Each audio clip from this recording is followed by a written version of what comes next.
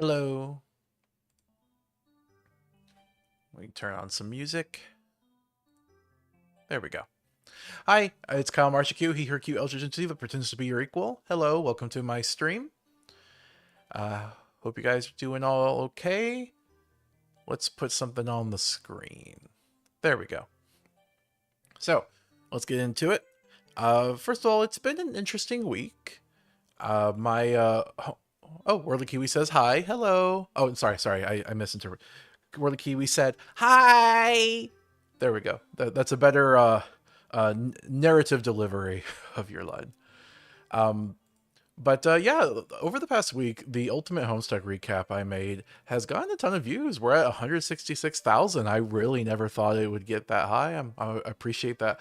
A lot of old Homestuck fans are returning after all the Homestuck news that came out. I do wish more of them would watch the video essay, the Homestuck is good actually one. Although, I found out about this person, Ali Dreamer. They seem pretty cool. They talked about Homestuck, and one of their fans was like, "Oh yeah, they shout out your video." I was like, "Oh, that's cool, thank you." Um, but yeah. I should mention one other thing I have going in the works. We're still doing that Cinemodded Fallout series that Kira and I started. What was it, like 5 years ago? Definitely like the longest running project I have ever had. And we just finished Honest Hearts. We have a review coming out this Wednesday, so feel free to check that out. And we'll be moving on to the next Fallout New Vegas arc, saga, whatever. So yeah, that's something we're working on. And then we have these streams, so that's kind of a bunch of the projects I am juggling at the moment. So to talk about today, I was thinking, well, I mentioned last week, and I mentioned probably the week before, how there's been a lot of online censorship going around. In fact, you know what? There's probably articles about it now I can point to. PayPal, MasterCard, UK. Oh, okay. I wonder, maybe if I was in the news section. Oh, yeah. Yeah, you see a whole bunch of articles here. They're focusing on Steam for some reason. I mean, Steam is part of it, but it's more than just Steam. Anyway, there's a whole big censorship effort going on right now. So I've been a bit worried about like the de-anonymization of the internet. A lot of governments are considering rolling out mandatory ID laws to protect the children. Mississippi, actually, the state in the United States, has already blacklisted some social media websites like Blue Sky. So that's great. With this in mind, I decided to start making a spreadsheet, as I always do. I love me some spreadsheets, but I decided to make a list of my favorite things, my favorite pieces of media overall, that the ones I have enjoyed the most. I attached this to the video essays because I already ranked my video essays in past streams. So I thought, well, let's rank other things I really enjoy because in my mind, these are things I need to own. I can't count on the internet having them available forever. One of the things I really hate with the modern era in regards to media is that we rarely actually own the media that we enjoy. It's like, oh, you watch it on some streaming site? Well, good luck. It's not going to be there in 10 years. It's not going to, maybe even 5 years. So with that in mind, I decided to make this spreadsheet and I figured, I'd talk about it today and rant about my opinions. What else is a stream for but to rant about my opinions as if they are objective fact? Even though my opinions are objective fact, but whatever about that. Objectivity is overrated, I'll say that much. Anyway, so I want to talk about my favorite video games. However, video games is a form of media I have more thoughts on than probably most forms of media. It's been a very integral part of my development as a human being. And as such, I also have a lot of hot takes. I have opinions about video games that are overrated. So today, I'll be talking about the best and the worst. Although not really the worst, just overrated. Because in my opinion, overrated is a much more interesting category than worst. Because like, what's the worst game? Some half-finished game, some Nazi game, like some like some broken game. Is E.T. the Extraterrestrial for the Atari the worst game ever because it just like bombed the video game industry? Like, you could make that argument. It's just not that interesting to me. What's interesting to me is video games that people love and rave about, and I say, no, you are wrong. Oh, crap. I gotta make sure not to do that. But, no, you are wrong. That game is not as good as you say it is. Where the Kiwi says, I actually believe objectivity doesn't really exist. So, there's different schools of thought to that philosophically. Obviously, as someone that's more like Kantian might say that objective truth is real and we are just meat puppets or whatever. Whereas like a more like Nietzschean take, I think it's Nietzsche, I forget, but might be a sort of like, everything is subjective. Objective truth doesn't exist in any way, shape, or form. I guess call me a centrist in this regard. My belief is I believe objective truth is out there, but there is an impermeable veil of subjectivity that we see through.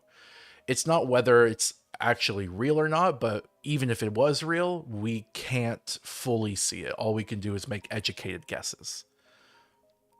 I watched this video recently from a scientist YouTube person, uh, Sabine Hossenfelder.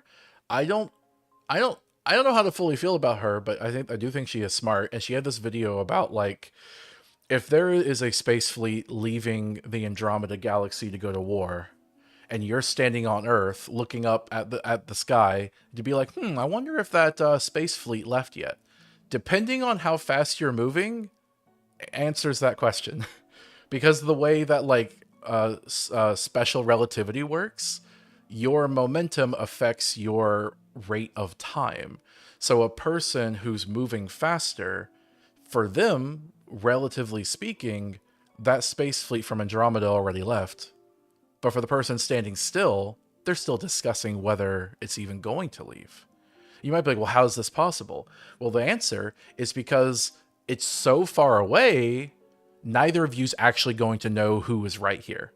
You can ask from like an objective universal perspective who is right, but neither of you's actually ever going to know.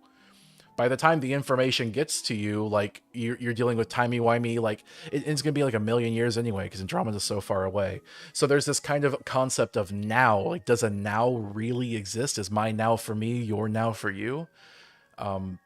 When you're right next to each other on Earth, maybe that's not a big distinction, but when you're talking about a galaxy away, suddenly that kind of becomes subjective. So I think at the very least we have to think of time as like a sort of soup where things don't go the same way for everyone. But I do think it's important to note that the space fleet either did leave or didn't leave. That truth is still out there. Anyway, that's Kyle's random philosophical breakdown. But let's get to video games, okay? So most of these I'm just going to talk about my best, but I got some hot takes that I really want to go over. So I'm going to start with that first. I'm going to start going over my hot takes, okay? Here, let's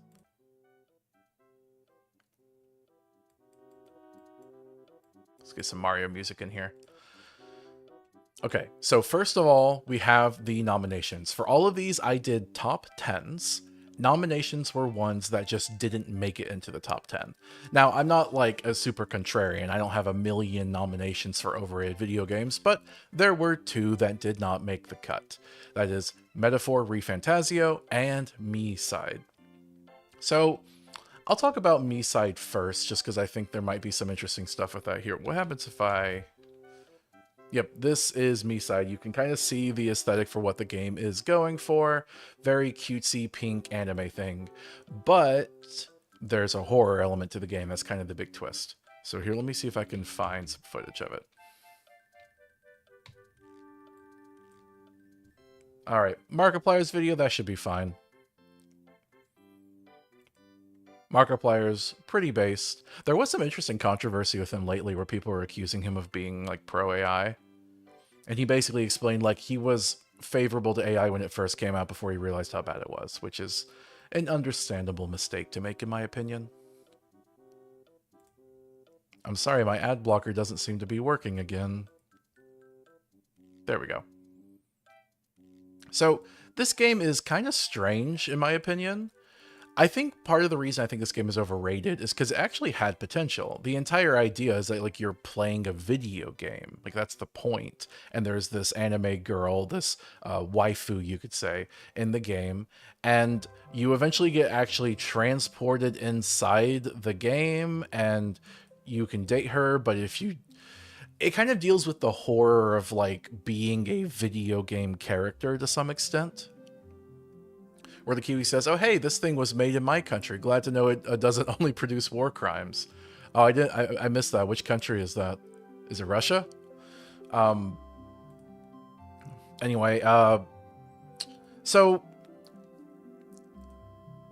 basically, if Russia. Okay, it was Russia. Interesting. So I want to be clear. I think this game is overrated, but I think it really had potential. The idea of like being a horror video game character type of thing. I think what's disappointing about it is it just doesn't really go anywhere with that idea. It starts getting really cerebral. It starts getting really cerebral and you start going through like liminal spaces, alternate timelines and dimensions, different versions of the video game, which doesn't make sense in any real world. Like, I honestly kind of think if they were going to go this route, they should have like not tried to ground it by being an actual video game. It's just the lore starts making less sense the more you look into it. And like, I just never felt the horror of that one version of what's her face to be that compelling. The one that's like, oh, she's the evil one because she was out. I don't know. Interesting idea, but I just feel like there's not any like emotional compellment here. Like, your character is a blank slate. There's really no purpose to him. Her character is a blank slate. There's no real purpose to her. Like, oh, what's this one? This is a chibi version? Why? What's her point? What does she do? She gives you a key. That's it. That's all she does. She just gives you a key and you move on. Like, okay. So I don't have that much to say. It's not a terrible game, but I do think it is overrated. And I think you can tell that by the fact that when it came out, everyone was like talking about it for like a week and now no one talks about it. And I just like, I'm even struggling to talk about it right now because so much of it just like wiped off my memory. Anyway, I'm gonna move on now to Metaphor Refantasio. Okay, so this one, let's try this again. Metaphor Refantasio. This is the new Persona game. Now, I was tempted to put Persona on overrated, but I don't feel like I can justify that because, quite frankly, I haven't given them a fair shake. Or the Kiwi says, "What is my purpose?" You give the key. Oh my god. Yeah, exactly. It feels like they were trying to tell a deeper story than they were really prepared to talk about. Anyway, with Persona, Persona is a long series. They're huge games, so I've never really gotten into them. I need to give them a chance at some point. But this is the new game made by the same developers that they have come out with. And I've only seen like a bit of it. Like, I saw like the prologue, chapter 1, whatever. I watched videos on it. And I just immediately bounced off. Okay, hold on. Let me just pull up. No, hold on, wait. I forgot you can get DMCA'd for trailers. One of my past streams got copyright flagged for that. Anyway. Okay. So, I guess a bunch of criticisms I have for this game. Can I find? Okay. Let me see the protagonist. I hate the protagonist's design. I'm sorry. I know this is petty, but like the such obvious like heterochromia, the blue eye, yellow eye thing. Like, just be like, oh, I am a super special protagonist. Only in aesthetics. You might as well just be generic, hot-headed, black-haired anime boy, but you look special, so it's different. And I have no time or space for this. Also, it's effectively a sort of like fantasy thing where you have like goblins, elves, orcs, and stuff. And as you can kind of tell, it's done in kind of a very bland cat girl type of anime way. I just could not take it seriously when you fight these eldritch monsters and they keep calling them humans. Like, okay, Thank you for revealing that the twist is going to be that they're humans. Okay.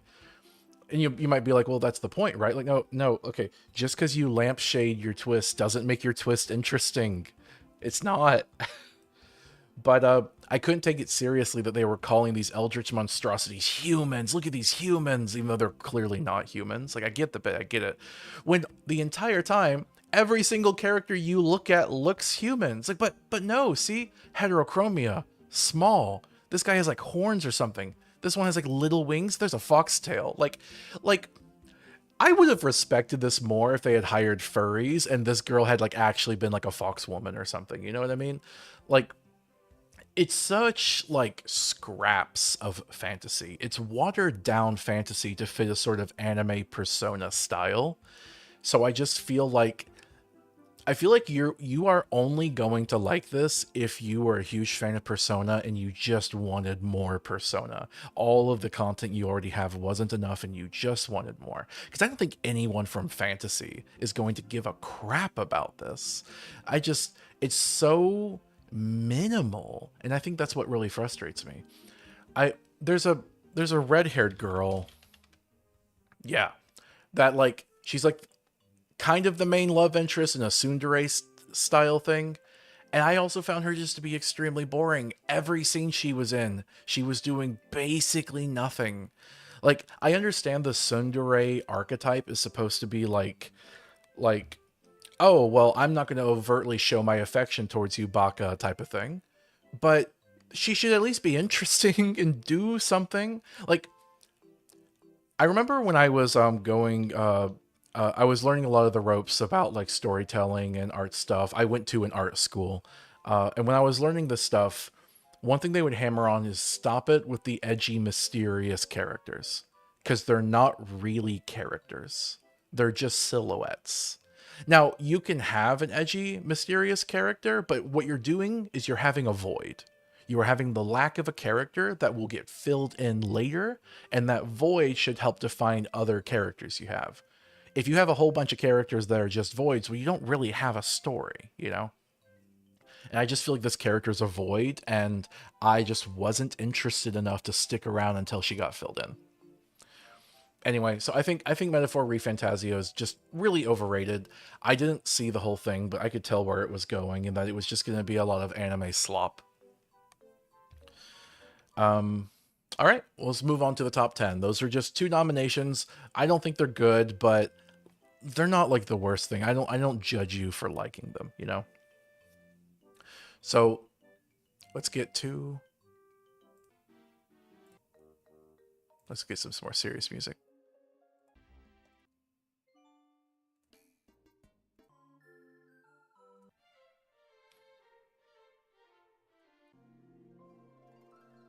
Most of the ambient music I have in the background is kind of calm. I was thinking because I was going to be angry with like overrated video games, maybe something a bit more rambunctious, but I don't really have anything like that. Oh man, this sounds too serene to be giving hot takes to. Okay, you know what? I want to switch to Homestuck.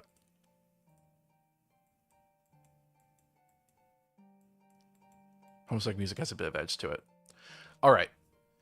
Number 10, the 10th most overrated video game of all time. League of Legends. So this one shouldn't be a surprise to anyone except for League of Legends fans. Yeah, let's just watch a random person playing or talking about this game. So League of Legends is a MOBA. It's one of those like online multiplayer games where you play as part of a team, you pick a hero fighter, and you fight against other ones. It was kind of like a defining genre, a defining game in that genre before Overwatch showed basically a different formula for the same type of engagement with players. One of the things I particularly hate about this is that League of Legends actually has really interesting character design. Like, if I go League of Legends characters, like some of them are sexualized, but I don't really mind that. I just wish for more gender equality in the sexualization, but I don't mind the sexualization itself. But you can see like they have genuinely interesting character designs. Uh, like these designs are good. People want to know what they are. People want to play them. People want to buy them. But the actual game is this. Like you might you might be seeing what I'm saying and be like, "Well, Kyle, it sounds like you're describing a gotcha game." And yes, I am. This is what you will see in gotcha games as well. Like Genshin Impact has these like very over-designed characters, but in the actual game doesn't really reflect that. Maybe gotcha games are even actually better than this, because like what game just has your character be like a little avatar on the screen? At least Smite, one of League of Legends competitors, lets you see your character and like close up to the screen, although it's still mostly just their butt. But hey, if you're picking a sexy lady, maybe you want to see their butt.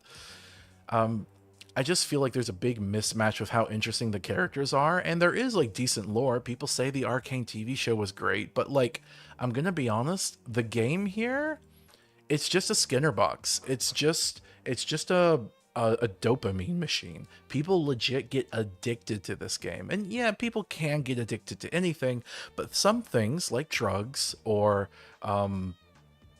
League of Legends are designed to be addictive. It's designed for you to hand over your money. The fact that most of the way they get money is through alternate skins, I think is kind of a defense. It's like, oh, well, you're not playing for a gameplay advantage. You're paying just for a new way to look at the character. But these skins, I'm going to be honest, I don't think the skins are even good. Most of the skins are just like alternate interpretations of the characters that are just completely different. They might as well be like fan fiction AUs. And no offense to fan fiction, I had a bit of higher expectations than that. I'm not finding good examples here, but I guess there's a Christmas one. Sometimes it's just literally like girl in bikini. Where the Kiwi says, games will have the best, most wondrous lore and designs only to waste it all on gotcha slash MOBA. Yeah, exactly. And that's my intention. They want the characters to be so interesting that they get you hooked. And then only when you get into the game do you realize how lackluster the actual game is. I'm not saying people can't have fun with League of Legends. I think there is a sore lack of cooperative games for multiplayer, which is why anytime you get like a Lethal Company or a Peak that comes out, people really glomp onto them because they just want a thing to do with their friends besides shooting each other. And at least with League of Legends, you team up to shoot other people. Same thing with Overwatch. That's why I feel like they're kind of the same game, even though there's a lot of technical distinctions between the two. Anyway, League of Legends is genuinely an unhealthy game, but like, look, I mean, I'll admit the girls are banging, the characters are rocking, but let's move on. Number 9, Cyberpunk 2077. I've talked about this one before on stream, but I really feel like Cyberpunk 2077 is one of the most overrated video games because it's just kind of lowest common denominator modern day AAA RPG slop. Um and the thing is, like, I recognize that, like, this game is probably fun, right? When the game first came out, it was completely broken, so I didn't play it. You're like, well, Kyle, how are you criticizing it if you... Look, if the game was working, I would have tried it. I was actually excited for this game back when we were just getting trailers before it came out. It was only once I saw it come out that I was completely disillusioned. And I've seen a lot of the game since then, and it doesn't hold up in my opinion. Despite this, I still feel like I should probably play this someday, just so I can see what all the hype's about and see the fun. I'd be willing to bet the moment-by-moment gameplay, the shooting stuff up, might actually be pretty fun. But that doesn't mean I think it's a good game. I still think it's very overrated. And I think part of that is that it's supposed to be an RPG, and the world of Cyberpunk stinks. Um, can I find some actual gameplay footage? Okay, I'm just going to type gameplay because I'm getting so many people talking about the game rather than playing it. Here's some person's game review. Okay.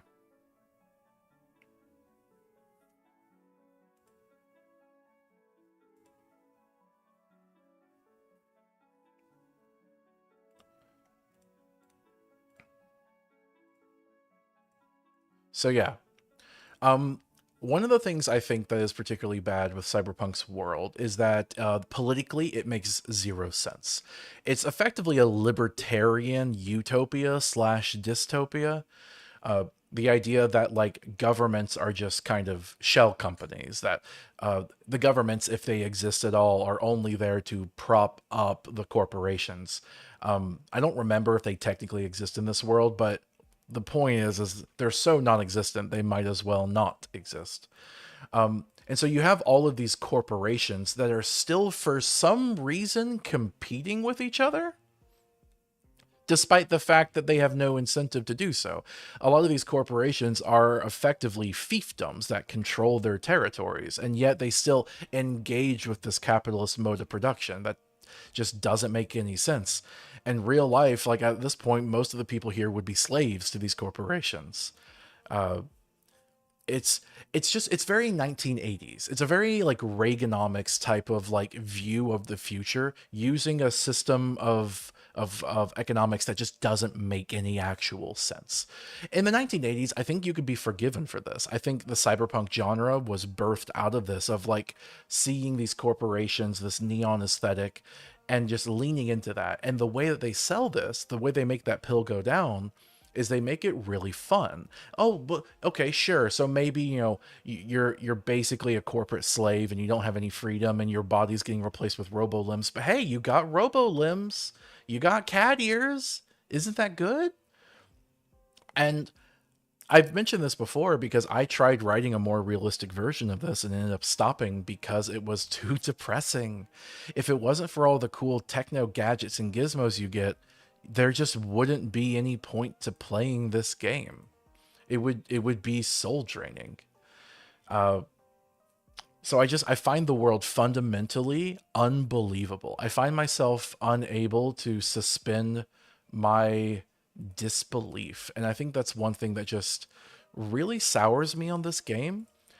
Like, I know in the story that you have like an AI version of some dude that was like a revolutionary before, Johnny Silverhands, in your head telling you what to do. So I feel like you're not even the hero of this game. You have the actual hero whispering a voice in your ear. You are his successor. You are part two. But even then, the game doesn't give you any choices that actually drastically affect the state of the world. It's one of those kind of Skyrim games where it's like, do you want to side with the slavers or do you want to side with the fascists? It's like there is no hope for actual change because fundamentally, this is a hopeless setting. If you want to actually change the world, you won't find it in cyberpunk. The left is never an option. Moving away from capitalism is never an option. You want like there's even a quest in the game I remember where like you follow the signal that was like anti-capitalist in nature to try to like see like, oh, can we find like some like underground rebellious group? And it's a trick. There's nothing there. It's just it's a despair inducing game. If you play it not taking it seriously, I can see how you'd have fun with it, but if you at all like taking your game seriously as art, you're not going to like Cyberpunk 2077 unless you're just kind of a nihilist in my opinion. Or you just like cat ears. Worldy Kiwi says, in every political thought to the left of right wing libertarian, either magically non existent or vague enough to be ignored. Yeah, absolutely. Like, it's this is a game that would be called apolitical by the right wing. Despite being extremely political, it's just aligned with their politics, but in a sort of nihilistic way. It doesn't actually challenge capitalism because it doesn't understand capitalism. And I just honestly, this game was made by CD Projekt Red that made the Witcher series, and I expected something a lot more intelligent, to be honest. So, yep, that's why I don't like Cyberpunk 2077. Number 8, Grand Theft Auto 5. This one is not really that hot of a take. It's just Grand Theft Auto 5. I don't know if it still is, but at least for a long time, it was literally the biggest, most highest grossing video game of all time. Uh, this isn't a gameplay trailer. Okay, let me search gameplay.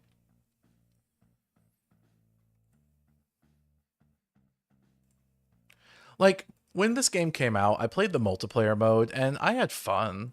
Oh, this is just cutscenes. Oh, my goodness. Okay. Here, multiplayer. Because let's be real, for the past 10 years, what people play for in the multiplayer.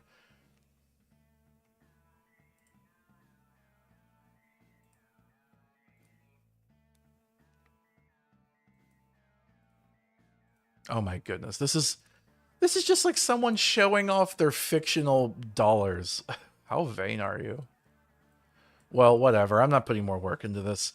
Basically, Grand Theft Auto, like, it's fun to go around and just blow things up and blow cars up, but, like, it's not best video game of all time material, despite the dollar value seeming to reflect that.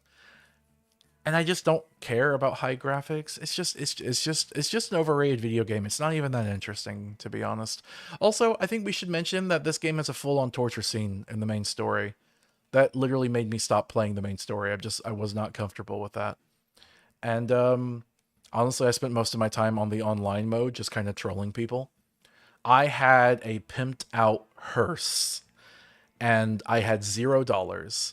And so anytime that there was any like murderous people like that were pay to win using a bunch of guns they literally paid for, I would just go and blow up their cars. That way, the money would come out of their insurance, and they couldn't get me back. Because if you blew up my car, the insurance would just pay for it because I had $0. Basically, I was weaponizing my being poor. It was kind of fun, actually. But best game material? No, no. Call of Duty has better games than this. Number 7, Five Nights at Freddy's. I just, I don't even. Why is this game popular? Like, I seriously, I don't understand how this became a whole blockbuster franchise. Like, okay, it's like Chuck E. Cheese's, but they're trying to kill you. Is this supposed to be scary? I honestly, I just don't get it. I just don't understand why. In fact, you know what? Like, I feel like, can we be real that the only reason? Hold on. Let me make my point. Five Nights at Freddy's. The only reason that these games are popular is because of game theory. Can we be real about that?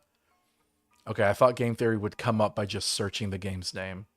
Maybe that's too late for that, but I feel like I feel like the game theory YouTube channel, Matt Pat, put this game on the map, and that kind of became the brand for the channel for a long time of just trying to do that again with more vague horror games.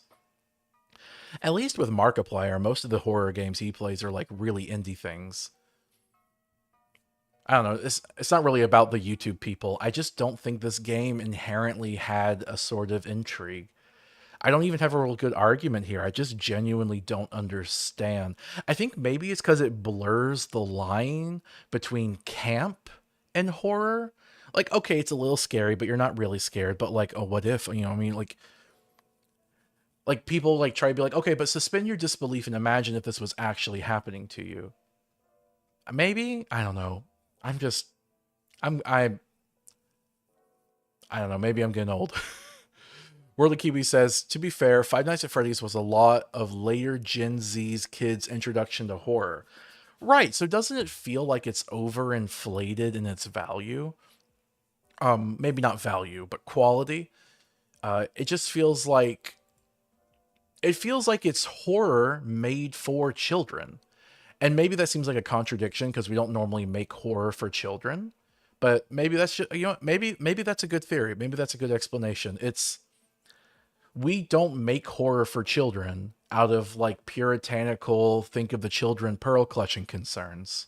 So someone makes a game that looks like it's horror for children. It gets advertised as such through game theory, and so they really like it. Um, yeah, I think that's probably the answer. So if you're not a child, then and you don't get that nostalgia bump, then it's just a weak horror series to you. Where the Kiwi says Five Nights at Freddy's is the same category as scary movies to tell in the dark, but a bit worse, if that makes sense. Yeah, I could see that. I hear people saying the original game was better than what came after, which wouldn't be surprising to me.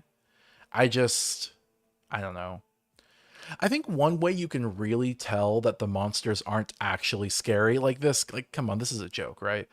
The reason the monsters aren't actually scary is because they just show them to you. Like, look, everyone's just showing the animatronic monsters. Like, oh, look, they're there. There's no suspense. There's no like shadowiness. Like, compare this to like the Alien movies or video games, particularly the better ones, where the alien monster's design isn't even revealed till later on, right? They're cloaked in shadow. It's possible though that the first game was less bad about this and it's just been like meme to death, so I will acknowledge that. So we're gonna move on. Number 6, Minecraft. Now this might be ironic considering I literally have Minecraft in the title of this stream, but I genuinely do think Minecraft is overrated. Minecraft. Here, let's get Minecraft vanilla. You know what? What's is there a way to get like an old Minecraft? I don't know all the version numbers.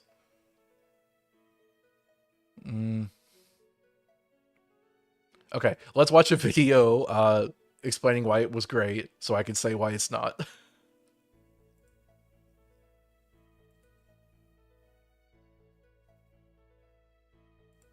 I am sorry about the ad blocker being broken. I guess I just need to update it or something. I really hate that YouTube is like it is now.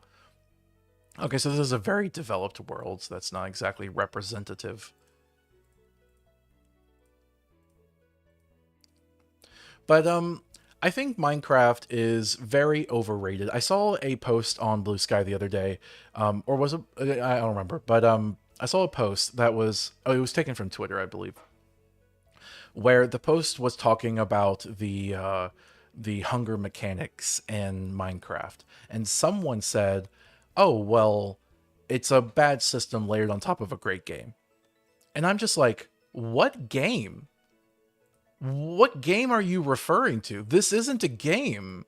This is a sandbox. This is as much a game as Blender is.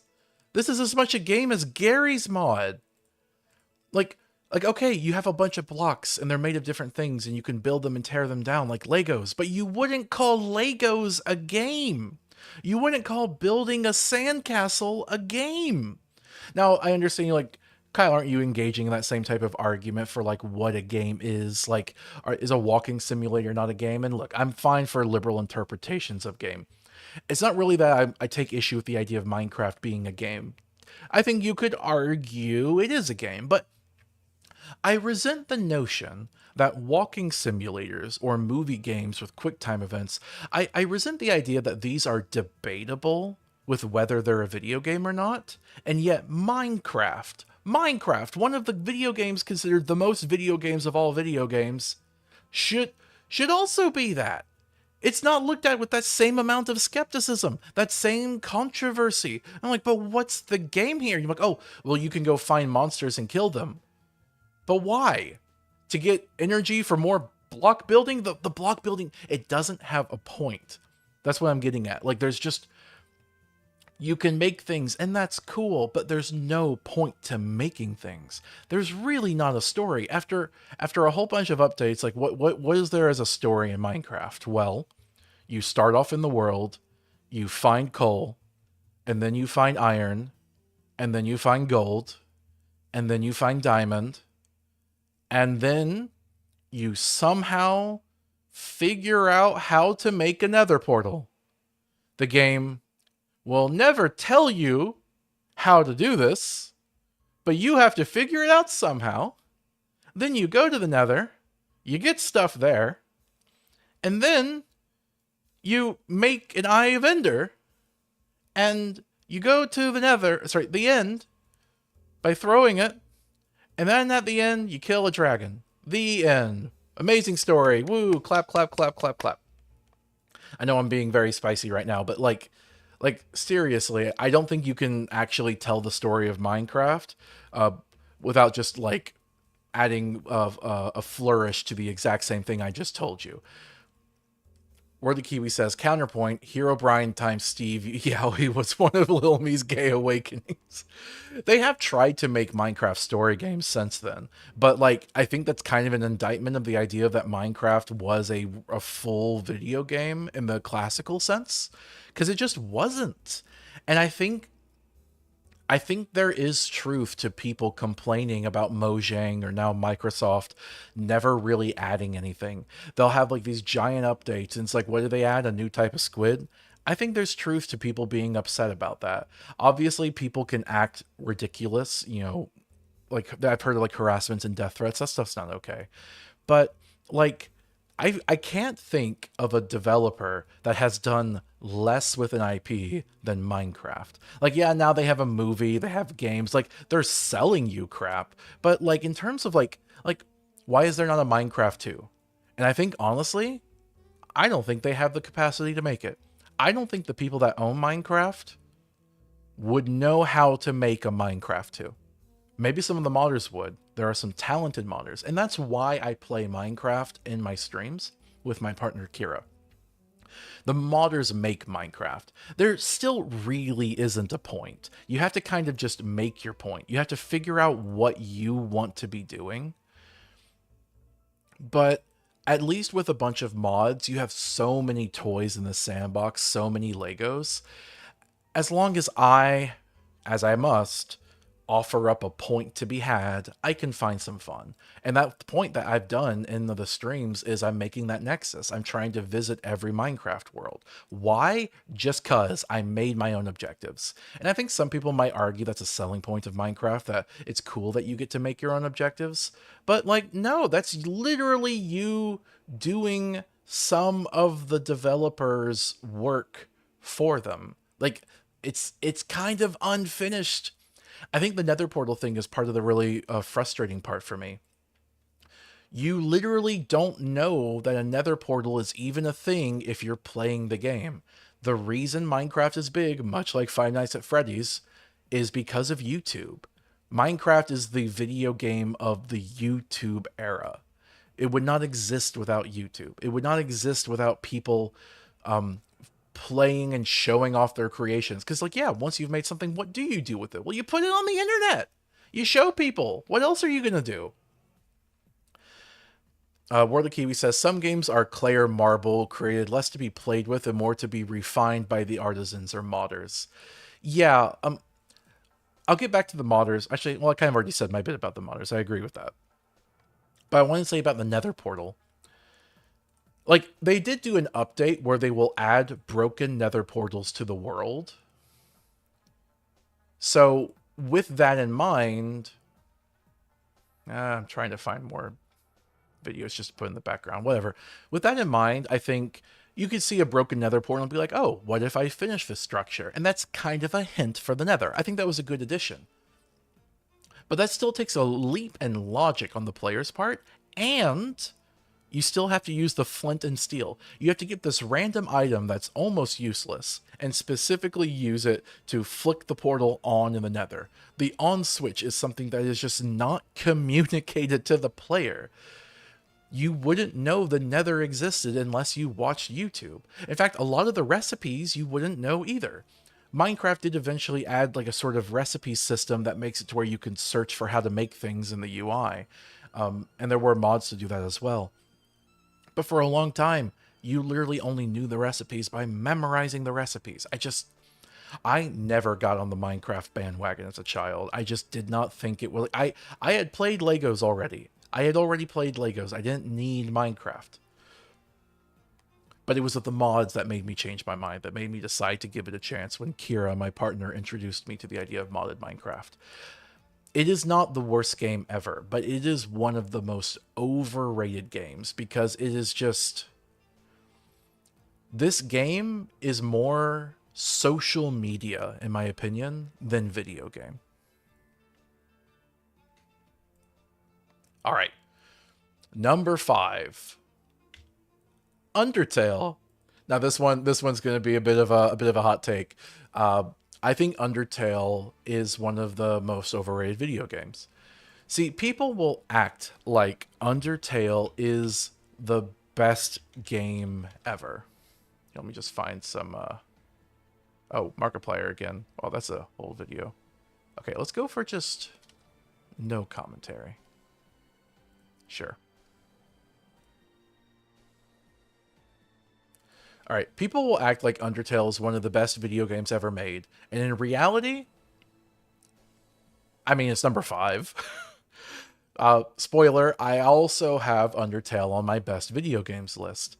But in addition to being one of the best video games, I also think it is one of the most overrated. I think I think Undertale gets talked up so much, and there's so much fan fiction. There's so many alternate universes. There's so many fan games. There's so much fan art. I talked before how Super Eye Patch Wolf has a great video called "The Bizarre Reality of Undertale," where he talks about like Unfresh Sans, a AU of an AU of an AU of an original character. But then I think people are going to be a bit disappointed if they grow up, younger people these days, they see all that stuff, then they go to actually play the game, and they're like, oh, this is it? It's like 8 through 16-bit. It's kind of simple, to be honest. Now, again, I don't think this means the game is bad by any means. I think the game does simplicity very well. It does characterization well. That characters is why the game is popular. And it has some very clever story twists and branching paths. But the game just wasn't made to be in the superstardom spotlight that it is in. Case in point, you can't actually get the pacifist ending on your first playthrough. Like, you literally can't. The game won't let you. If you try, you'll just suddenly fail at the end. The game had assumed that everyone playing it would start off with a kind of mixed playthrough, not really sure what the game wanted of them. And only then would you come back later and do a pacifist run. But nowadays, so many people go into Undertale already knowing the central gimmick, knowing that you don't actually have to kill anyone. And they do that from the get-go for a pacifist run on the first try, only to be shunted at the very end. This is honestly a failing on the game's part. But it's a failing that they failed to anticipate ultra mega success. And so I can't really hold that against Toby Fox, Where the Kiwi says, counterpoint, but more seriously this time, about 90% of all these AUs is sand slop, officially licensed term do not steal. Possibly, but I still feel like there's like so much love for Undertale that the actual game itself kind of struggles to keep up with it because it's an outpouring of love nobody, no thing could ever actually keep up with. This is in part reason why Toby Fox keeps his identity very secretive. Toby Fox worked on Homestuck, worked with Andrew Hussey, and Andrew Hussey has had to be a recluse, and there's controversy, of course. But I think Toby Fox saw what Andrew Hussey went through and was like, not going through that, not doing it. Nope, nope, nope, nope. And considering how the game itself has been treated, I don't blame him for not wanting to be a human version of that. And honestly, I don't know. I do want to criticize Toby Fox for taking so long on Deltarune. I think he is the George R.R. Martin of video games. Anyway, so that's my thoughts on Undertale being overrated. It is overrated. That does not mean it is not good, but I think there is a disparity in the unrealistic levels of quality that the internet implies about the game. If I had a child, I would get the child to play Undertale at as young of an age as possible. Play it before it's ruined for you. Number 4, Void Stranger. So this is another one where like I actually really like Void Stranger. Void Stranger is such an interesting game, and it's the 4th most overrated video game of all time, despite that. This is not the same type of disparity with Undertale, where like Undertale, like on a vertical axis, you can imagine Undertale's like actually here, and people think it's like up here or something. With Void Stranger, it's actually like maybe down here, but people think it's up here with Undertale. Like, no, don't even dare. Don't you dare. I think, okay, let's get some Void Stranger gameplay. Okay, here we have Connor playing it. He's all right. I know him. He's friends with Iron Mouse.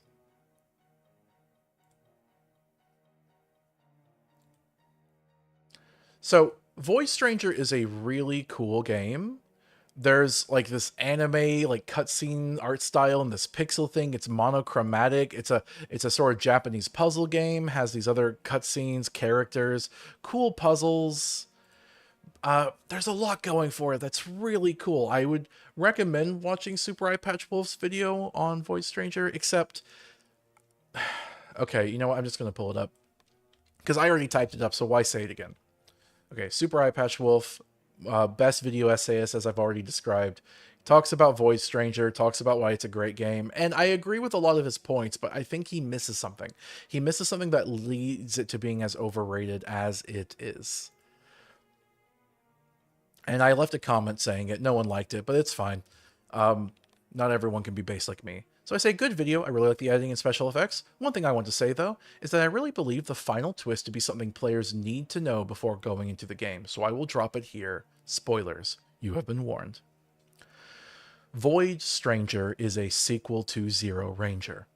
While this is supposed to be a surprise, it left me feeling very frustrated upon getting through an entire game's story only to feel like it was being thrown out in favor of an advertisement for the previous game.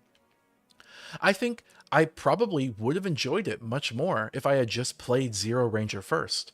Normally I respect spoilers, but this twist I do not feel ought to be respected. And I warn those I can to just play Zero Ranger first and then play Void Stranger to get the full experience. If you're able to get a friend to play Zero Ranger first and then Void Stranger while withholding the fact that the games are sequential, that's good too, as they'll have the full experience, twist intact, without the same emptiness I felt. I still think the Lily ending was better. I think that's one thing that's really frustrating. There is straight up a whole character that gets born in one of the alternate endings of this game. But it's not the true ending. The true ending is instead a prequel to some other game. So in getting the true ending, not only do you get this advertisement, but you unwrite a character from existence, who I thought was actually pretty interesting. It feels like, like a lot of anime, they have these cool ideas, but they don't know where to go with it. Void Stranger had a really cool concept, but then just kept adding stuff, kept doing more and more, and just didn't know why or what they were trying to do with it. Like there's a third mode where you get to play as one of the demons, and it's like it's a goof mode. Like it's just a side story. It's basically portrayed as like an anime side story. Look, it's just this is an amazing game, but it's one that really flops at the ending. It reminds me a lot of the video game Control, which I've also talked up before in the past, because Control was a game that was really cool, but completely flopped its ending. The difference here is this game is so good, I think you should still play it even knowing the ending won't be good. And if you play Zero Ranger first, then you'll at least have the context to appreciate that ending. I still really don't like the ARG mechanics though. I don't like video games employing ARG mechanics because it's like you're asking me to leave the video game and go do work for you to understand it. And so if it's ancillary side stuff, it's fine. It's not a big deal. It doesn't really affect the enjoyment of the game that much. But I still resent being asked to do that. I think not enough video games really care for the player's time. And I think with a lot of indie games, this takes the form of ARG mechanics. And then like maybe Nintendo games, for example, they do this by not letting you have anything skippable. It's part of the reason I never got into Animal Crossing. Animal Crossing just does not respect your time as a human being, which is why mostly kids like it. I know not only kids, but mostly. All right. The number 3 most overrated video game is The Legend of Zelda Breath of the Wild. Okay, so The Legend of Zelda is a video game series I did not particularly care for. I was always a Mario fan. The Zelda stuff just seemed like generic fantasy, so I didn't care for it. And I guess people would maybe balk at that description. They're like, okay, it's not generic fantasy, it's, Nintendo Japanese wacky fantasy. Like, okay, sure, fine, whatever. You play as an elf. I don't I don't find it that interesting. However, I think this gives me a bit of an interesting perspective. Breath of the Wild.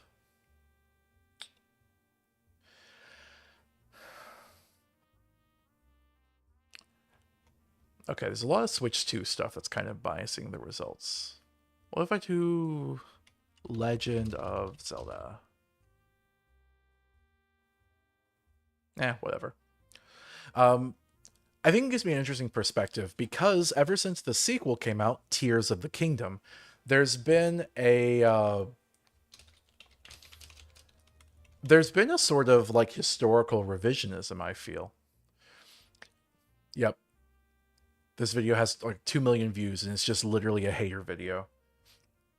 I tried watching it actually. Most of the arguments are pretty bad. So there's been this kind of thing where Breath of the Wild came out. A lot of people really loved it, adored it, and like y'all Zelda fans were going crazy for it. Then Tears of the Kingdom came out, and the same thing happened again, but bigger. Even more of you went crazy for it. You loved this game. And then recently, within the past year or so, I've been hearing a lot of whispering and stuff about how actually Breath of the Wild was a better game than Tears of the Kingdom. This, I think, is revisionism. I think it's bullcrap. I think it's fair to criticize Tears of the Kingdom as basically being Breath of the Wild 2, as being Breath of the Wild Plus, New Game Plus. It was built on the same core mechanics. It's not really that different from Breath of the Wild, honestly. I think if people claim that Tears of the Kingdom is very different from Breath of the Wild, I think this is kind of a backwards justification to justify hating on the sequel. Um, Yeah, I guess I'll just play the hater video.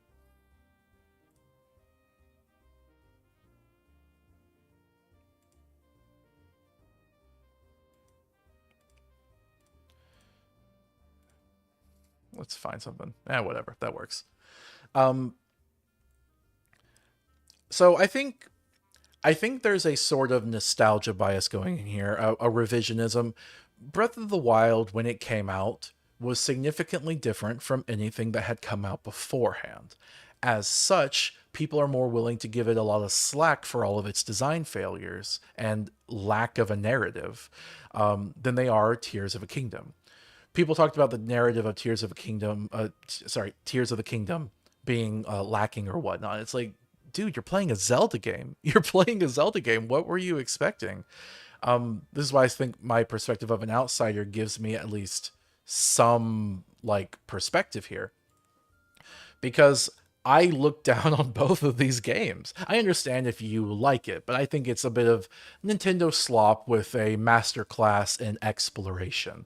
And I think that's one thing Tears of the Kingdom actually does better is more exploration. It has more places to go to. There are a bunch of nuanced critiques you could give to both games, and you could critique the differences between the two games. But Tears of the Kingdom is literally just New Game Plus. It just has more stuff. I think the difference is when the first game, Breath of the Wild, came out. It was completely new compared to anything before. And when Tears of the Kingdom came out, it was a reiteration on a previous entry. That's the real difference. It's like you're measuring the numbers 1 and 1.2. Objectively, 1.2 is greater than 1. This is an objective fact. However, you might not feel that way because to you, you went from 0 to 1, you had a 100% increase. And then when you went from 1 to 1.2, it was a 20% increase. To you, that felt like robbery. That felt like a steal from you, theft. You felt shortchanged. And I think a lot of people, after having enjoyed Tears of the Kingdom and got hundreds of hours out of it, looked back at it and didn't feel that same rush of nostalgia that they felt for the first game. And this is why Breath of the Wild is my number 3 most overrated game of all time. Because I think Tears of the Kingdom is fine. It's not my cup of tea, but whatever. I think Breath of the Wild is in the same boat. But people lionize Breath of the Wild in a way that I just don't think is representative of the quality of the game nor the differences between these two games. I think there's a lot of people that get very emotionally invested in these games and don't actually argue for the quality of the games, but are just arguing for how they feel. This entire video is someone having a personal issue with the second game not living up to unrealistic expectations of the first game. And you can really tell in the way they talk about it and like add narrative weight to the first game that just was not there. So yeah, I'm a Zelda hater, but I am an equal opportunity Zelda hater, and so I am better than you. Number 2, mouth washing.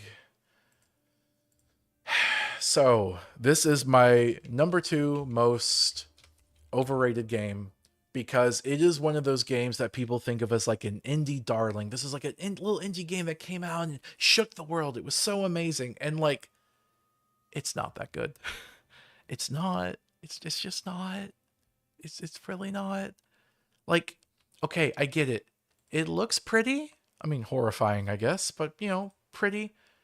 I really think this is why people like the game, is because it's pretty. And not just pretty, but pretty in a nostalgia way. You'll notice that nostalgia is a common theme in my overrated list, because I think people overrate games when they have a personal bias and nostalgia for it. I'm just trying to find some gameplay footage. Oh, you know what? Here, let me do the beginning of the game. So beginning of the game, first thing, warning, warning, warning, engage autopilot to recorrect vessel. And then you press a single button. Let me just skip forward. The guy's talking. Guy's still talking. Okay, so he's being a bit of a contrarian. Normally, the way most people do is they just press the lever and the game just moves on. Let's see if I can find a different video. Oh.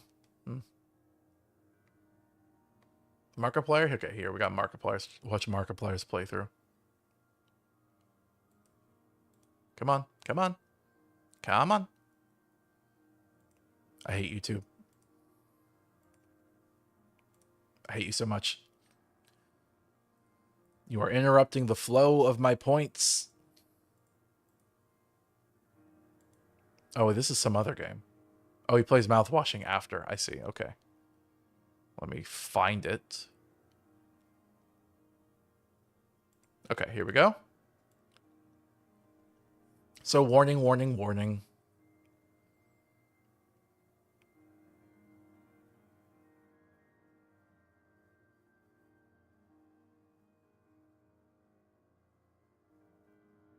So he sees it, does the thing he's told to do, and then the story gets going. It cuts to other scenes, and you start jumping back and forth through time.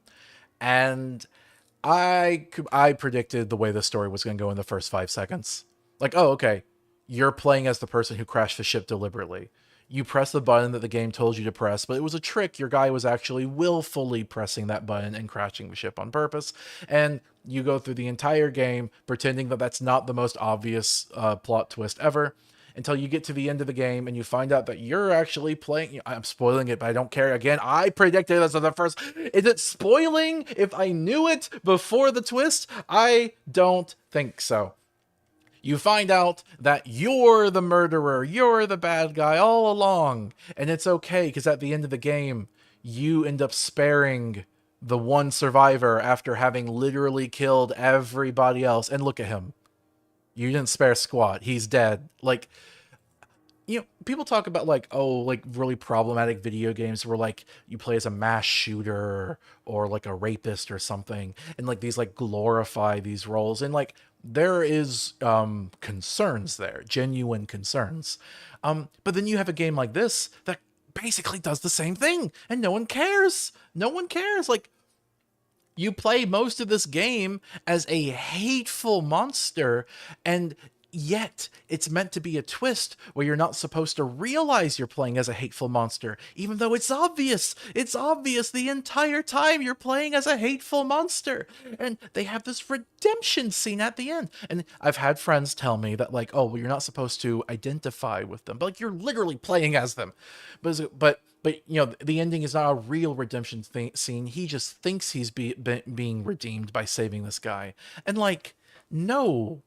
No, like the game just shows you and leaves you to your own conclusions, which as far as I'm concerned is just endorsing it.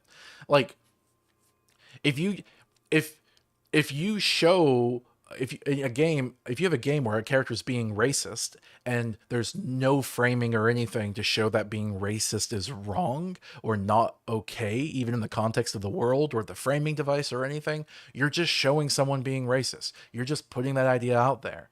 Does that mean you're pro racism? Well, it does mean you're not anti racism. It does definitely mean that. So I have no respect for this game. I genuinely think people just like it because of the art style. It has this sort of like PS2 type of art style to it. It has a lot of dream sequences, which are like fine, but like I mean, I remember Fallout the Frontier, the big Fallout New Vegas mod that in some ways kind of killed the New Vegas modding community. And people hated it because it had so many dream sequences. It had like 4 dream sequences. This game has more than 4 dream sequences, and everyone loves it. Maybe it's a difference of expectations, but I feel like it's a little bit of hypocrisy on some imagined hater in my mind, I suppose. I'll own up to that. But I don't I didn't those dream sequences didn't do anything for me. I spent so much of this game waiting for a payoff that never came, so I resented the game. And also, you're going to see this character Anya everywhere in fan art about this game. Everyone loves her. Everyone loves her. She has almost no role in the game. She never does anything consequential. So yay, indie game with a cool female character everyone loves, except it's no different than most anime or other video games you'll buy that has a token female character that's never allowed to do with anything of note whatsoever. And spoiler, uh, the one thing that's notable in the game she does is literally kill herself. So I understand why people think she's cool. I understand why they like her personality or aesthetic. Um, but she was robbed. If you like this character, I don't understand why you like the game. I think you should hate the game if you like this character. So, that is the number 2 most overrated video game of all time. If the indie developer happens to be watching this, I'm sorry, the game is pretty. Besides, you've got enough acclaim. You don't need it from me. Number 1, Nier Automata. I've ranted about this before, about how I felt Nier Automata is a very overrated game. In fact, I had a critique of it as one of my best video essays of all time, in part because I think it's a challenging opinion. Most people just assume this game is amazing because everyone tells them it's amazing. And it's a big game with big graphics and whatnot, made by notable people. Everyone says it's great, so shouldn't you think it's great too? But then you actually play it and you're like, you're in a generic post-apocalyptic fantasy world. Everything is washed out as if to appear deep. Your main characters are sexy fascist, young incel, and then alternate sexy fascist. You play the same game 3 times and it acts like these are different stories. And I'm going to be honest, most of the interesting like twists they do here, they already did in the first Nier game. The idea that like you're killing a bunch of innocent beings that turn out to actually have a bunch of full-fledged lives and character, you're the monster, they did that in the first game. And they just do it again. They've just replaced shades in the original Nier with robots now. And like, look, these robots are obviously people. Like they obviously have some personality to them, but you're just meant to ignore that because of your, fascist programming or whatever. There's just so much wasted potential. And I think this critique is a really good critique if you want to understand why Nier Automata is not nearly as good as people say it is. She does acknowledge, Pixel a Day here acknowledges is that there's like a lot of supplementary material off of the game. But again, I told you I don't respect ARGs. If I have to leave the game to understand what really happened here, I don't think the game was good. It's fine to have alternate media and expanded universes and stuff, but the game should be good on its own. I'm not above using these things to say a game is elevated, right? Like I think a game having a good modding scene does elevate it. I think Minecraft is good for that reason. Fallout New Vegas is good for that reason. So you might say, well, Kyle, why don't you consider Nier Automata to be a better game given that supplementary media, those stories, those side stories, the CD drama, stuff like that? And my answer is, I just don't think the game's able to hold enough on its own.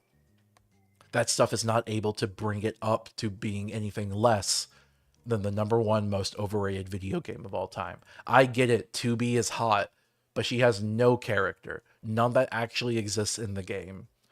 It just doesn't come up. And 9S is the most annoying companion character I have ever seen. He's just a whiny incel. People say he's a cinnamon bun. No. The entire time he's pining after 2B, even though she clearly wants nothing to do with him. Oh, and then you get the third character, the third playthrough, A2. And she's just a carbon copy of 2B. Her whole thing is that she was ousted from the fascist faction, but she still wants to genocide robots. So it's literally just she's a different flavor of fascist. Like, okay, fine, whatever. All right. So that is my most overrated video games of all time. I was going to go for the best video games too, but I've been talking for like an hour over here. I guess I'm in front of the clock. World of Kiwi says 9S is a cinnamon bun, but it's a straight up dunked into powdered cyanide. Well, he has a twist in the game where basically like 2B dies and he's like, no! Wait, no! And it's not character development. It's just girl he like died, he goes mad. And I think to some extent you could say that was always there because he was always like a puppy dog just pining after her. So like, yeah, when she dies, he has no character. He has literally nothing to him. So he has nothing without her. So maybe it makes sense in a way, but it only makes sense because of bad writing. For what it's worth, the creator of Nier, Yoko Taro, does seem to be pretty based. He's pro-sexualization, though. He doesn't really sexualize men. I guess there's Adam and Eve. It's an attempt. I don't think it's sufficient. But he's also anti-censorship, which is nice. And I mean, like, actually anti-censorship. So many right-wingers pretend to be, but then, like, you say it's for the children, and they just clam up. Anyway, so those are the top 10 overrated video games. I'm going to move the best video games to next week because I've already been ranting for an hour and my voice is getting a little tired. So, appreciate you guys watching. I'm going to switch over now to playing Minecraft, the 6th most overrated video game, with a whole bunch of mods with my beloved partner. If you disagree with my takes, I hope you don't take it too personally. Just because it's overrated does not mean I think it is bad. Some of these games I do think also happen to be bad. I think, let's see. I think these games are bad. Those are the bad ones. Even Mouthwashing, which I hate how overrated it is in Nier Automata, I don't think they're bad games. Nier Automata is fine. Mouthwashing is fine. They're just not revolutions. They're not revolutionary. They're just not that good. And that's why they're overrated. All right. So, going to go on a break. Minecraft, when I get back, just give me like 5 minutes to comport myself. All right. Thank you guys for listening. I hope you appreciate my hot takes.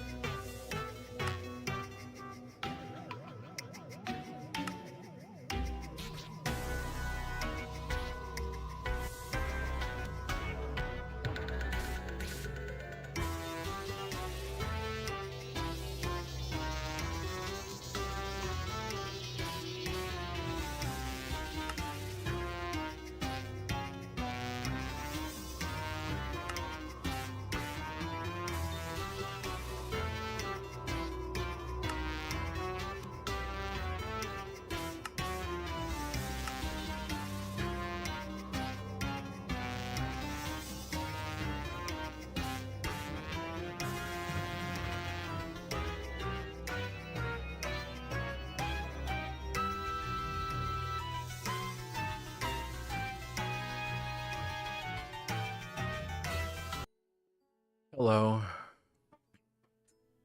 I seem to be having some type of technical issue, which is frustrating.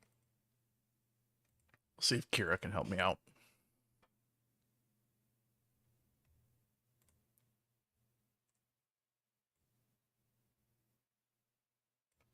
One moment, let me just call her up.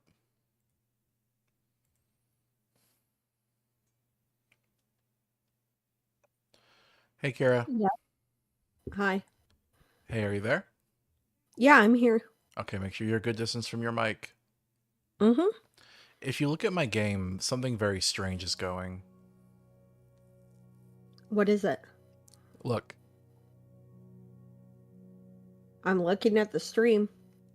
give it a second. Okay. Oh, is it? There we go.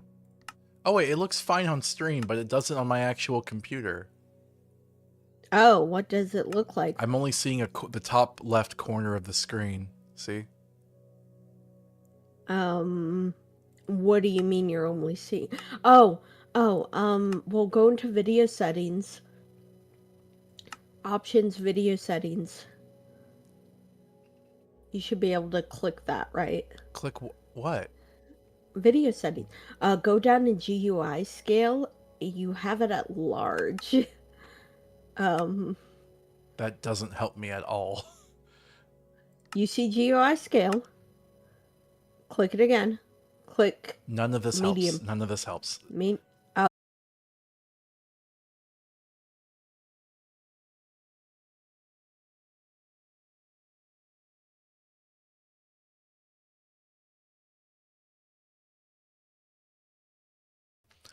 Okay, so stream crashed. Hello. Okay. Stream crashed. That's really unfortunate. That really stinks actually. I suppose it was about time that Minecraft crashed the stream. Let's get Kira back on. Hello, Kira. Hi. Can you try talking? Yes, I can talk. Yeah, Minecraft I can literally hear you just fine. crashed my computer. Oh no. So I guess we have to wait for it to relaunch, but hopefully it'll work this time. Mine is ready when you are, so just wait until yours is good and we can play. Okay. I'm thinking hopefully that it was just a freak issue and that it will work this time, but we will see. Mm-hmm. Yep. Would you mind talking about something while we wait? Because it's going to be like 5 minutes. Okay. Um uh I was playing a game called Portal Knights while I was listening to you rant about stuff and Oh, you know what? it's Well, sorry. We were talking about the Switch too. Do you want to rant about that? oh, yes. Okay, okay, yes. We've been talking about a Switch 2. We've been discussing the possibility of getting one and things like that.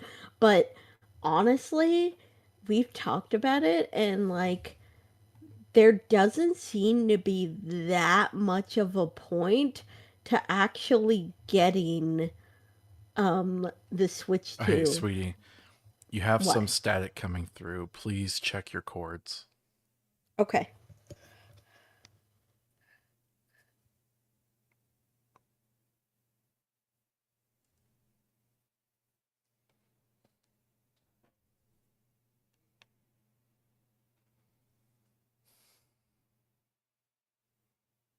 Okay. Hello. Hey? All right. So re-plugged in my cords. Okay. So anyway, the exclusives for the Switch 2 are just not very good. And so the exclusives are everything. Like why would you bother getting a console if not for the exclusives? And Nintendo's always had the most exclusives out of anyone. And we have an um we have a regular Switch and I've played the heck out of it to the point where it kind of starts making noise when I play it for too long, and that's kind of worrying, like it's so old that it might start dying soon. Um so yeah, because we actually got, I think, one of the earlier models of it, when it first came out. And but I just don't see the point in getting a Switch 2 if the exclusives aren't going to be there. Because, like, I don't care about Donkey Kong Bonanza. It doesn't seem like it's going to be that good of a game. And then I don't care about the new Mario Kart World either because Mario Kart World is terrible. Um, and I just like You know what I think was outrageous? what? You told me that apparently the cartridges don't even have the data on them anymore. They're literally just keys. Oh yeah, there's a thing called key cartridges, which is outrageous in that like cartridges, even the full cartridge only has um basically only has a download key practically on it. You still have to download all of the data. See, I understand the argument for moving away from cartridges just because it's expensive to try to get enough data on those cartridges because they just only hold so much unless you have a better chip. And I understand wanting to go to a more cost-effective solution with like CDs or just virtually nowadays, right? Uh, Mhm. but I also think a lot of people like those cartridges. It's one thing people loved about Nintendo because you could actually physically own the media, you know? You had a physical cartridge, a physical copy. It felt real. Those CDs were flimsy and would break, and virtually, well, it's virtual. You can maybe have the file. Not really. You probably won't be allowed to do that either. So a Yeah. cartridge was nice. But I think there's a hypocrisy, a sort of lie going on there, right? You get the cartridge, but it doesn't actually have the physical media on it. It's just a key, and you go download the media, you know? Yeah, It exactly. seems And like the it's worst of both worlds. mhm. And this is not even to mention the idea that there's just there's just so much wrong with it. Like I've heard lots of people complaining about crashes and about how little the actual backwards compatibility kind of works. Like it works, but a lot of people complain about like the Okay, visuals okay. and stuff like that. I'm in the game, and this time I am seeing a different part of the screen. Oh no. I just don't understand what is wrong with this game. Oh, How I do you can change it? actually see it on the stream now. How do you change it to borderless, Um, I don't know. Other? sweetie? I need you to not just like say what option I was Wait, on wait. 10 minutes ago. Other. Definitely other. Full screen. Okay. Let's do really tiny. I, I. Okay. Oh, What? the ratio's off, Okay. you know? I turned full screen off. Let's turn full screen back. There we go. Wait, nope, that's not right either. You see it Okay. fine, I don't. Okay, reset Okay, video no. settings. There we go. Okay, there we Okay, go. listen to the words I'm saying, sweetie. It looks right for you, not for me. Really? Still? It was Yes, for the third time. well, I don't know. I And don't know. It should work. I hit reset and now it's just frozen. Oh. I This game is so jank. I mean, this is the older version And now it too. crashed again.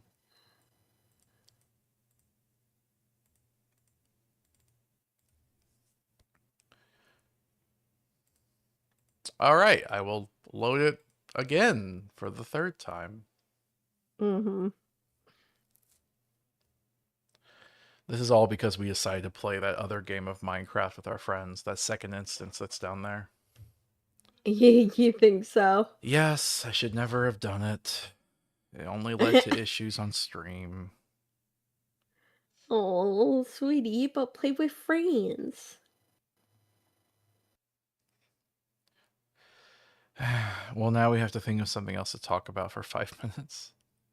Well, uh, the thing with the Switch 2 is that there are there are issues running Switch 1 games, and there aren't enough Switch 2 games to even be worth it.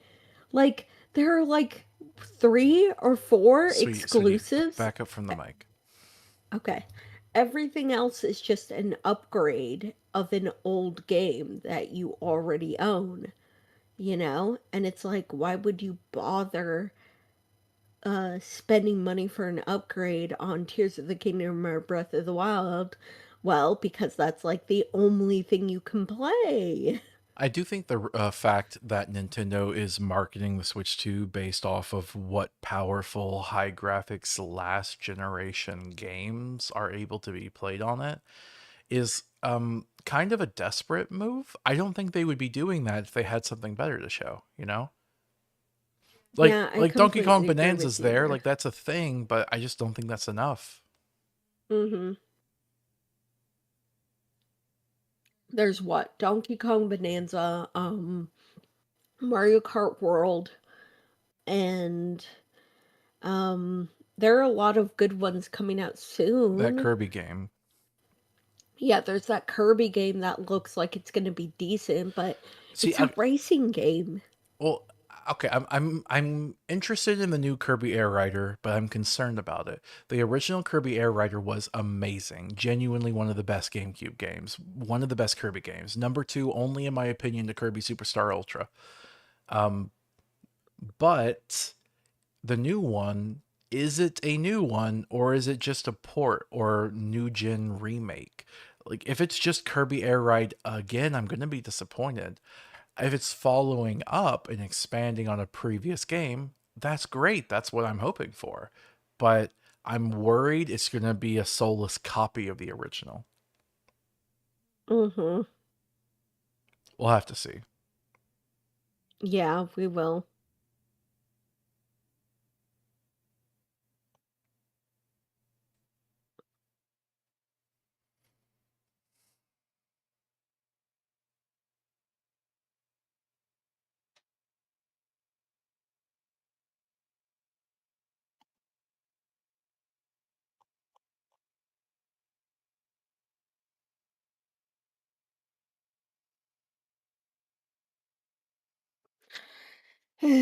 I just don't think any of the exclusives are going to be worth it, to be honest.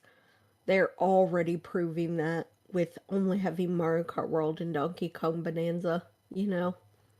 I think Donkey Kong Bonanza was not a great game for a launch title, to be honest. Mhm. Because I think like when you get a launch title, what do you want? Well, the Switch had well, not really. I guess okay, the Wii U kind of complicates things, but like I was gonna say The Legend of Zelda, but no, let's scrap that. Let's just say Mario Odyssey, right? Super Mario Odyssey. Um, Mhm. that was a launch title that everyone could enjoy. Genuinely, that's what Mario's for. Everyone could love the game. And even though I think it's probably the worst 3D Mario platformer, it's a solid game, you know? Uh, there was a reason that that game worked and helped sell the first Switch. Donkey Kong Bonanza, I just don't think really does that. Donkey Kong is a spin off of Mario, sure, but the redesign of Donkey Kong is a very child friendly version of Donkey Kong. Make him more of a cute gorilla and less of like a grizzled ape type of thing, you know? Mhm. And not only that, but like he has a child companion throughout the game. I just don't see Donkey Kong Bonanza appealing to literally anyone but children. Yeah, and I feel like even if it has an emotional story with the connection with the child, even if it's the best possible version of it could be, it's still just a Donkey Kong game. Like, it's still just gonna be a 3D platformer that you play through, you finish, and you don't. ever bother playing through it again, Yeah. which is like not good for a launch title. I All mean, right. Odyssey was the same way, but at least Odyssey probably had more content. Game is here again. Okay. Let's turn full screen off. Okay. Um, I can maximize the screen. That almost gets it all the way. Mm, What if I turn full screen on now? Now that I've gone this far. Oh. Other? Yes. Nope, that's still broken for some reason.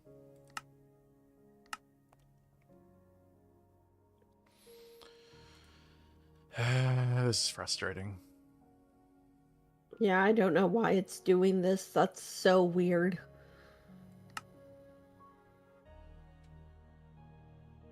What happens if I do default? Nothing. Nothing happens. Yay. Sorry.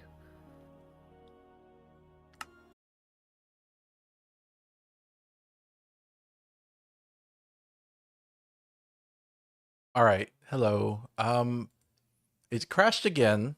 I'm guessing Minecraft just really doesn't want to work today, so I'm gonna ask Kira, because she's kind of the Minecraft expert here, to look into this on my computer rather than just trying to give me advice over the stream. We'll have to put off Minecraft Ratlantis until next time. Apologies for the disappointment, but I appreciate you guys sticking around, any of you that are here. So next time we're going to be going to the next realm. It's just going to have to wait till next week. Apologies, technical issues outside of my control. I'll make sure never to play with my friends ever again. Bye.